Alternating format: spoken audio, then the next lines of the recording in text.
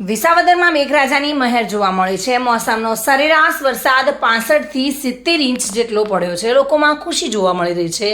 વિસાવદર તાલુકાના મોટા બે જળાશયો આંબાજળ અને ધાંભરળ ડેમમાં નવા નીરથી ભરાઈ ગયેલા જોવા મળી રહ્યા છે। ત્યારે વિસાવદર તેમજ તાલુકાને જોડતા ગ્રામ્ય વિસ્તારના રસ્તાઓની હાલત કફોડી બની છે, જેના પર વાહન ચાલકો અને પગપાળાએ ચાલવું મુશ્કેલ બની રહ્યું છે। હાલ વિસાવદર શહેરના રસ્તાઓમાં એટલા ખાડા ખાબડ પડી ગયા છે કે ટુ વ્હીલરવાળા લોકો તો સ્લીપ થઈ જાય છે, જેના કારણે ભવિષ્યમાં કોઈ જાનહાનિ થવાની શક્યતા રહેલી છે। આ બાબતે મીડિયા સમક્ષ લોકોએ જણાવ્યું હતું કે વિસાવદર તાલુકામાં નથી ધારાસભ્ય કે નથી નગરપાલિકા પ્રમુખ, તો અમારી રજૂઆત કોને કરવી?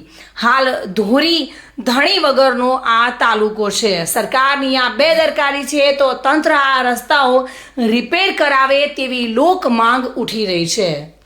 નામ કાલાવડ, હું એક સામાજિક કાર્યકર તરીકે વિસાવદરની અંદર વરસાદ ધોધમાર હોવાથી વિસાવદરની જાહેર જનતાને આ ખાડાના બહુ ત્રાસના હિસાબે ઘણીવાર નુકસાન થાય છે, ઘણીવાર બેનો પડી જાય છે, વાહન પડે છે। તો દરેક નાગરિક મારે સરકારને એટલી વિનંતી કે આ નાથ વગરનો તાલુકો છે કે જેમાં ધારાસભ્ય નથી, નગરપાલિકા પ્રમુખ નથી, તો જાહેર જનતાની અપીલ છે કે આ ખાડાનું કામ પૂર્ણ કરે એવી સરકારને મારે વિનંતી। વિસાવદર તાલુકાની અંદર જે ધેંગડાભાઈ વાત કરે છે એ ખરેખર સહી વાત છે।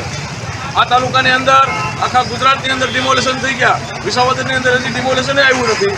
દુકાનો છે એટલી બધી છે કે જ્યાં એસટીઓને પણ મુશ્કેલી તકલીફ થાય છે, પબ્લિકને તકલીફ થાય છે, અનેક હેરાનગતિઓ છે। ખાડા ખંડર અને પાણી વચ્ચે આ રસ્તાઓ બેકાર છે। અહીંયા ઘણી ધોરા વગરનો તાલુકો હોય, આ તાલુકાની અંદર કોઈ પણ જાતનો વિકાસ નથી।